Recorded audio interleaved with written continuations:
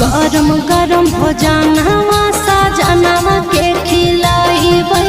सुतते जब रातिया में गोड़वा हम दबाइबै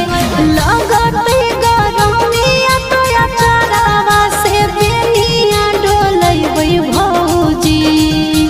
लगते गरमिया तो अचारवा से बेनिया डोलैबै भौजी दिन हवा में रुसतै सजनवा रतिया झुमा देके मनैबै भौजी दिन हवा में रुसतै सजनवा रतिया झुमा देके मनैबै भौजी।